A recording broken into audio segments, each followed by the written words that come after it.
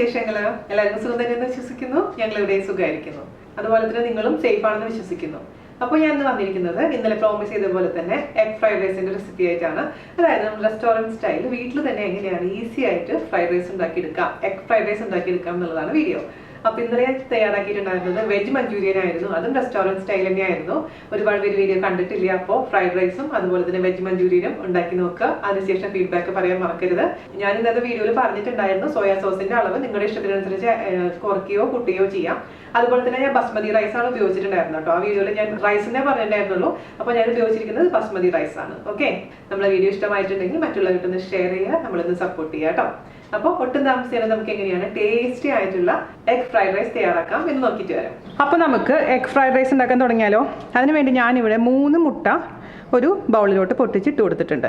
നമ്മൾ ഡയറക്റ്റ് ആയിട്ട് ഒരു പാനിലോട്ട് മുട്ട പൊട്ടിച്ചിടാൻ പാടില്ല. ഇടാൻ പാടില്ല എന്നല്ല, ഇട്ട് കഴിഞ്ഞാൽ ചില സമയത്ത് അതിൻ്റെ ഷെല്ല്, അതായത് മുട്ടയുടെ തോടൊക്കെ അതിൽ വീഴാനുള്ള ചാൻസ് ഉണ്ട്. അപ്പോൾ അത് പറക്കി കളയാൻ നിൽക്കണം. അപ്പോൾ അതിനേക്കാളും നല്ലത് ഇത് ഏതെങ്കിലും ഒരു ബൗളിൽ ഇതേപോലെ മുട്ട പൊട്ടിച്ച് ഒഴിച്ചതിന് ശേഷം പെപ്പർ പൗഡറും ഉപ്പും കൂടിയിട്ട് നന്നായി മിക്സ് ചെയ്ത് വെക്കാം. ഞാനിപ്പോൾ 3 മുട്ട എടുക്കുന്നുള്ളൂ. നിങ്ങൾക്ക് വേണമെന്നുണ്ടെങ്കിൽ 4 5 മുട്ട വരെ ആവാട്ടോ. അതിലോട്ട് നമുക്കൊരു 1/2 ടീസ്പൂൺ പെപ്പർ പൗഡർ ഇട്ട് കൊടുക്കാം.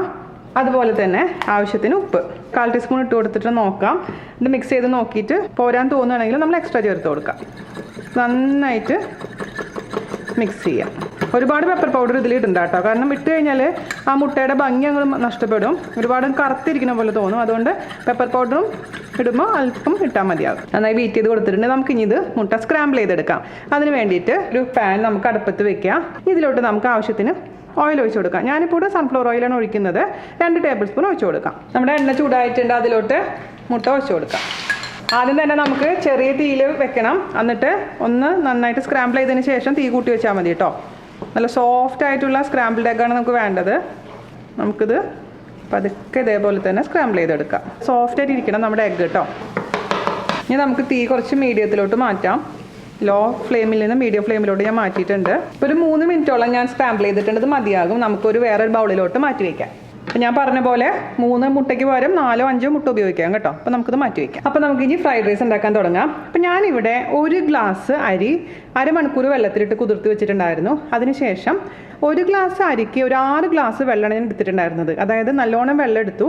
ആ വെള്ളം നന്നായി തിളച്ചതിന് ശേഷം വാഷ് ചെയ്ത് വെച്ചിരിക്കുന്ന 30 മിനിറ്റ് സോക്ക് ചെയ്ത് വെച്ചിരിക്കുന്ന അരി ആ വെള്ളത്തിലിട്ടിട്ട് വേവിച്ചെടുക്കുക. അതിലേക്ക് ഉപ്പ് ചേർക്കണം. ആദ്യമേ തന്നെ വേവിക്കുന്ന സമയത്ത് ഒരല്പം ഉപ്പ് മുന്നോട്ട് നിൽക്കണം. ഞാൻ ബിരിയാണി അരി ഉണ്ടാക്കുമ്പോൾ പറയാറില്ല, അതുപോലെ തന്നെ. എന്നിട്ട് ഇതിൽ എണ്ണ ഒഴിക്കേണ്ട ആവശ്യമില്ല, ലെമൺ ജ്യൂസ് ഒഴിക്കേണ്ട ആവശ്യമൊന്നുമില്ല. കാരണം നമ്മൾ അത്രയും വെള്ളത്തിലാണ് ഇത് വേവിക്കുന്നത്. ഒരു 1/4 വേവ് ആവുമ്പോൾ നമ്മൾ ഈ അരി ഒന്ന് എടുത്ത് നോക്കുക. അപ്പോൾ ഒരു 1/4 ഭാഗം വേവ് ആവുന്ന സമയത്ത് ഒരു അരിപ്പയിലോട്ട് അരിച്ച് മാറ്റി വയ്ക്കാം. അപ്പോൾ ആ ചൂട്ടിലിരിക്കുമ്പോൾ അരി കുറച്ചും കൂടെ വേവും. അതിനുശേഷം അതിൻ്റെ ചൂടെല്ലാം മാറിയതിന് ശേഷം ഫ്രിഡ്ജിലെടുത്ത് വെക്കുക. ഞാനിപ്പോൾ ഇത് ഇന്നലെ ഉണ്ടാക്കി വെച്ചിരിക്കുന്ന ചോറാണ് ഫ്രിഡ്ജിലെടുത്ത് വെച്ചിട്ടുണ്ടായിരുന്നത്. ഫ്രീസറിലല്ല, ഫ്രിഡ്ജിൽ. അപ്പോൾ ഇങ്ങനെ ഫ്രൈഡ് റൈസ് ഒക്കെ ഉണ്ടാക്കുന്നതിന് മുൻപായിട്ട് നമുക്ക് ഇതേപോലെ റൈസ് റെഡിയാക്കി ഫ്രിഡ്ജിലെടുത്ത് വെക്കുകയാണെന്നുണ്ടെങ്കിൽ നന്നായിരിക്കും. അപ്പോൾ നമുക്ക് മാറ്റി വയ്ക്കാം.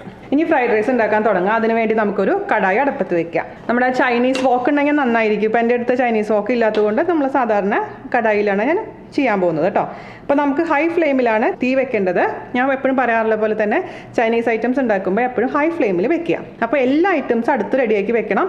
ആ സമയത്ത് പോയിട്ട് ഓടാൻ നിൽക്കരുത്. ഇന്നലെ വെജ് മഞ്ചൂരിയൻ ഉണ്ടാക്കിയപ്പോഴും സെയിം തന്നെയാണ് പറഞ്ഞു തന്നിട്ടുണ്ടായിരുന്നത്. കാരണം ഒരുപാട് പേര് നമ്മൾ ഉണ്ടാക്കുന്ന സമയത്ത് ഓരോ ഐറ്റംസിന് വേണ്ടി ഇങ്ങനെ തിരഞ്ഞു നടക്കും. അപ്പോഴേക്കും നമ്മൾ ഇട്ടിരിക്കുന്നതെല്ലാം കരിഞ്ഞു പോയിട്ടുണ്ടാവും. അപ്പോൾ നമുക്കിതിലോട്ട് ഞാൻ ഇന്നലെ ചെയ്ത പോലെ തന്നെയാണ്, അതായത് 1 ടേബിൾ സ്പൂൺ സൺഫ്ലവർ ഓയിലും 1 ടേബിൾ സ്പൂൺ നല്ലെണ്ണയാണ് ഒഴിച്ചു കൊടുക്കാൻ പോകുന്നത്. അതായത് സെസ്മി സീഡ് ഓയിൽ കേട്ടോ.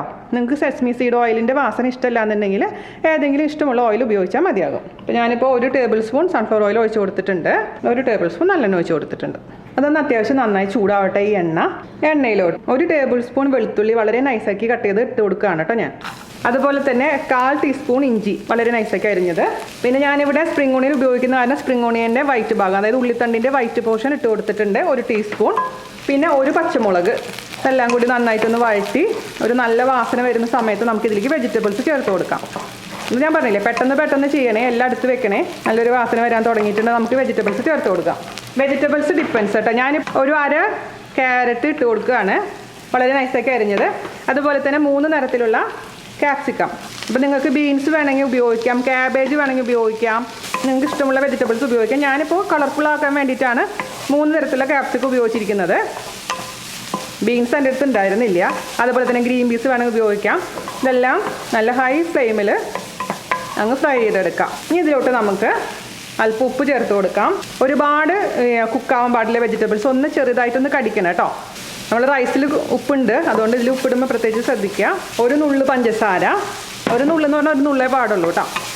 ഇനി നമുക്ക് ഇതിലേക്ക് ചേർത്ത് കൊടുക്കേണ്ടത് ചില്ലി പേസ്റ്റ്. ചില്ലി പേസ്റ്റ് നിർബന്ധമില്ല, അതിന് പകരം ഒരു നമ്മൾ പെപ്പർ പൗഡറിൻ്റെ അളവ് കൂട്ടിയാലും മതി. നമ്മളൊരു ഒരു പച്ചമുളക് ഓൾറെഡി ഞാൻ ഇട്ടിട്ടുണ്ട്, എന്നാലും ചില്ലി പേസ്റ്റ് അല്പം മാത്രം, ഒരു 1/4 ടീസ്പൂൺ മാത്രം ഇത് മതി.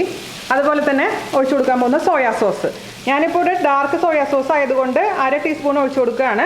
അതേസമയം സാധാരണ സോയാ സോസ് ആണെങ്കിൽ 1 ടേബിൾ സ്പൂൺ വരെ ആവാം. അതും കൂടെ ചേർത്ത് നന്നായിട്ട് അങ്ങ് മിക്സ് ചെയ്യാം. ഇത് നല്ലോണം കളറുള്ളതാണ് കേട്ടോ ഈ സോയാ സോസിന്. ഡാർക്ക് സോയാ സോസിൽ ഉപ്പും കൂടുതലായിരിക്കും. അതുകൊണ്ട് ഇനി ഒരു അല്പം വിനീഗർ ഒഴിച്ചു കൊടുക്കുകയാണ്. ഒരു 1/2 ടീസ്പൂൺ വിനീഗർ. വിനീഗർ താല്പര്യമില്ലെങ്കിൽ ഒഴിവാക്കാം. ഞാനിവിടെ വൈറ്റ് വിനീഗറാണ് ഒഴിക്കുന്നത്. 1/2 ടീസ്പൂൺ ഒഴിച്ചു കൊടുത്തിട്ടുണ്ട്. എല്ലാം കൂടെ ചേർത്ത് മിക്സ് ചെയ്തതിന് ശേഷം നമുക്കിതിലോട്ട് നമ്മൾ റൈസ് ചേർത്ത് കൊടുക്കാം. പതുക്കെ മിക്സ് ചെയ്ത് കൊടുക്കാം. പിന്നെ നിങ്ങളുടെ അടുത്ത് സെലറി ഉണ്ടെങ്കിൽ സെലറി ചേർത്ത് കൊടുക്കാം. എൻ്റെ അടുത്ത് സെലറി ഇല്ല. സെലറി ഉണ്ടെങ്കിൽ നമ്മൾ പുറത്തുനിന്ന് വാങ്ങിക്കുന്ന അതേ ഒരു വാസന വരും. അല്ലെങ്കിൽ സെലറി സോൾട്ട് എന്ന് പറഞ്ഞാൽ നമുക്ക് വാങ്ങിക്കാൻ കിട്ടും പുറത്തുനിന്ന്, അത് ഉപയോഗിച്ചാലും മതി. ഒരു അല്പം മാത്രം കേട്ടോ, ഒരു ചെറിയൊരു കഷ്ണം മാത്രം സെലറി ഇടാൻ പാടുള്ളൂ ഉണ്ടെങ്കിൽ. പക്ഷേ ഇല്ലെങ്കിൽ കുഴപ്പമൊന്നുമില്ല. ഇതിൽ കിടന്ന് നന്നായിട്ടൊന്ന് ഫ്രൈ ആവട്ടെ.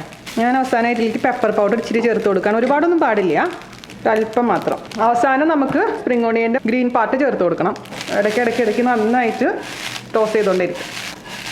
അപ്പം എല്ലാ ഭാഗത്തും ആ റൈസ് ഒന്ന് ഫ്രൈ ആവാൻ വേണ്ടിയിട്ട് നമ്മൾ ടോസ് ചെയ്യാൻ പറയുന്നത്. ഇതിലോട്ട് എഗ്ഗ് ചേർത്ത് കൊടുക്കാം. എഗ്ഗ് ചേർത്തിട്ട് നന്നായി മിക്സ് ചെയ്ത് കൊടുക്കാം. അപ്പോൾ അത്യാവശ്യം എഗ്ഗ് ഉണ്ട്, ഒരു 4 എഗ്ഗൊക്കെ ആകുമ്പോൾ ഒരുപാടുണ്ടാവും. പിന്നെ അത് ഡിപ്പെൻസ് അല്ലേ, നിങ്ങൾ ഓരോരുത്തരുടെ ഇഷ്ടത്തിനനുസരിച്ച് അതൊക്കെ മാറ്റം വരുത്തിക്കോളും. ഇതിൻ്റെ ടേസ്റ്റ് നോക്കുക, എന്നിട്ട് എന്തെങ്കിലും കുറവ് തോന്നുന്നുണ്ടെങ്കിൽ ചേർത്ത് കൊടുക്കാൻ മറക്കരുത്. നന്നായിട്ട് ഫ്രൈ ആവണം കേട്ടോ. അതാണ് ഫ്രൈഡ് റൈസ് എന്ന് പറയുന്നത്. കറക്റ്റ് ഉപ്പും ചെറിയൊരു പുളി, എവിടെയോ ഒരു ചെറിയൊരു എരിവും, നല്ല ടേസ്റ്റ് ഉണ്ട്. ഒന്ന് ഫ്രൈ ആകുമ്പോൾ കളർ ഇച്ചിരിയായിട്ട് ഒന്ന് ഡാർക്ക് ആവും. അപ്പോൾ നിങ്ങൾക്ക് ഡാർക്ക് വേണ്ടാന്നുണ്ടെങ്കിൽ സോയാ സോസിൻ്റെ അളവ് കുറയ്ക്കുക കേട്ടോ. പിന്നെ എഗ്ഗ് ആകുമ്പോഴാണ് കുറച്ച് എരിവ് വേണ്ടത്. ഞാൻ സാധാരണ ഫ്രൈഡ് റൈസിൽ അങ്ങനെ എരിവ് ഇടാറില്ല, പച്ചമുളകൊന്നും ഇടാറില്ല. പക്ഷേ ഈ എഗ് റൈസിൽ ഞാൻ പച്ചമുളകും കുരുമുളക് പൊടിയും ഒരല്പം ചില്ലി പേസ്റ്റ് ചേർക്കുന്നത് എന്താണെന്ന് വെച്ച് കഴിഞ്ഞാൽ ചില്ലി സോസ് ആയാലും കുഴപ്പമില്ല, ഒരു നല്ലൊരു ഫ്ലേവറും എരിവും കിട്ടാൻ വേണ്ടിയിട്ടാണ്. ഞാനിതിലേക്ക് ഒരു 1/4 ടീസ്പൂണും കൂടെ സോയാ സോസ് ഒഴിച്ചിട്ടാ. ഇവിടെ പിള്ളേർക്ക് നല്ല കളർ വേണം എഗ് ഫ്രൈഡ് റൈസിന്. അപ്പോൾ അതുകൊണ്ടാണ്. അപ്പോൾ നിങ്ങൾക്ക് ഇഷ്ടത്തിനനുസരിച്ച് സോയാ സോസിൻ്റെ അളവിൽ വ്യത്യാസം വരുത്താം. അത് മാത്രം കുറച്ച് കൂട്ടി കൊടുത്തിട്ടുണ്ട്. ഫ്രൈഡ് റൈസ് റെഡി ആയിട്ടുണ്ട്. അതിലേക്ക് അവസാനം സ്പ്രിംഗ് ഓണിയൻ്റെ ഗ്രീൻസ് ചേർത്ത് കൊടുക്കാം. അതുപോലെ തന്നെ എല്ലാ ചൈനീസ് ഡിഷിലും ഞാൻ ചെയ്യുന്ന പോലെ നല്ലെണ്ണ ജസ്റ്റ് ഒന്ന് സ്പ്രിങ്കിൾ ചെയ്ത് കൊടുക്കും. ഒരുപാട് വേണ്ട, കുറച്ച് മാത്രം. ഇഷ്ടമുണ്ടെങ്കിൽ ആ ഫ്ലേവർ ഇഷ്ടമുണ്ടെങ്കിൽ അപ്പോഴാണ് കറക്റ്റ് ആ ചൈനീസ് ഫ്ലേവർ വരുള്ളൂ. ഒന്ന് ടോസ്റ്റ് ചെയ്ത് കൊടുക്കാം. വളരെ എളുപ്പത്തിൽ നമുക്ക് ഫ്രൈഡ് റൈസ് വീട്ടിലുണ്ടാക്കിയെടുക്കാൻ പറ്റും. അപ്പോൾ ഞാൻ ഇതിൻ്റെ കൂടെ സെർവ് ചെയ്യാൻ ഉദ്ദേശിച്ചിട്ടുണ്ടായിരുന്ന വെജ് മഞ്ചൂരിയൻ ആയിരുന്നു. പക്ഷെ അത് ഇന്നലെ തന്നെ കാലിയായി. ഇനിയിപ്പോൾ എനിക്ക് എന്തെങ്കിലും ഉണ്ടാക്കണം ഇതിൻ്റെ കൂടെ കഴിക്കുന്നത്. ഇപ്പോൾ തനിയെ കഴിക്കാനും നല്ലതാണ്. നമ്മളുടെ ആ വിനീഗർ വാട്ടർ ഉണ്ടാക്കുകയാണെങ്കിൽ സൂപ്പർ ടേസ്റ്റ് ആയിട്ട് കഴിക്കാൻ പറ്റും. അപ്പോൾ ഇത് ഞാൻ ഒന്ന് ഫോട്ടോയിൽ എടുത്തതിന് ശേഷം കൊണ്ടുവരാം. ഓക്കെ, അപ്പോൾ നമ്മുടെ ഫ്രൈഡ് റൈസ് ഞാനിവിടെ ഫോട്ടോയിൽ എടുത്ത് കൊണ്ടുവന്നിട്ടുണ്ട്. ഒരു ഭംഗിക്ക് വേണ്ടിയിട്ട് ഒരു ബുൾസായി വെറുതെ ഉണ്ടാക്കി മുകളിലിട്ട് വെച്ചിരിക്കുന്നതാണ് അലങ്കരിക്കാൻ വേണ്ടിയിട്ട്. അപ്പോൾ ഞാനൊരു വായ നിങ്ങൾക്ക് വേണ്ടി കഴിക്കട്ടെ. അരെ വാ, അടിപൊളിയുണ്ട് കേട്ടോ, സൂപ്പറായിട്ടുണ്ട്. ഇത് തന്നെ ചുമ്മാ കഴിക്കുന്നതിന് കറിയുടെ ആവശ്യമൊന്നുമില്ല, അത്രയും ടേസ്റ്റി ആയിട്ടുണ്ട്.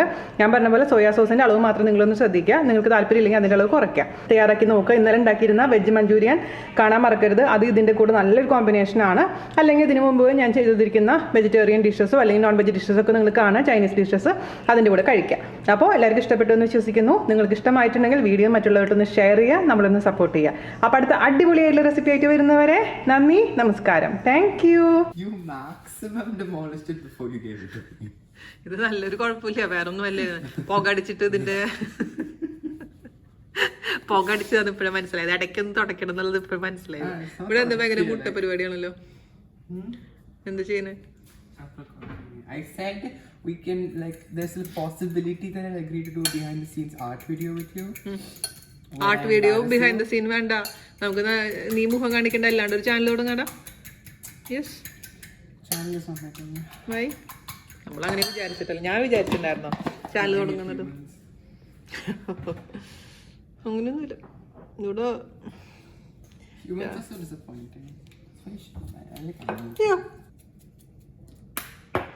കുറച്ച് എന്തായിരുന്നു അത് ബേസിൽ ഇത് കിട്ടാറ് സമാധാനം. പാവ അമ്മ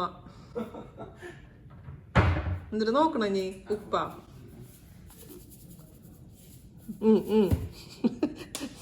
അവസാനം ഉപ്പ് കൂടി എന്നിട്ട് അയ്യോ ഞാൻ അരിഞ്ഞു വെച്ചിരിക്കുന്നതാണ് എനിക്കിപ്പോ വീഡിയോയുടെ ആവശ്യത്തിലൂടെ അരിഞ്ഞു വെച്ചിരിക്കുന്നത് എടുത്തിട്ടുള്ളൂ കേട്ടാ. നീ ചെയ്ത് കഴിഞ്ഞാൽ നിനക്ക് തന്നെ ദോഷം വരും. I have no so it's അയ്യടാ. stop recording.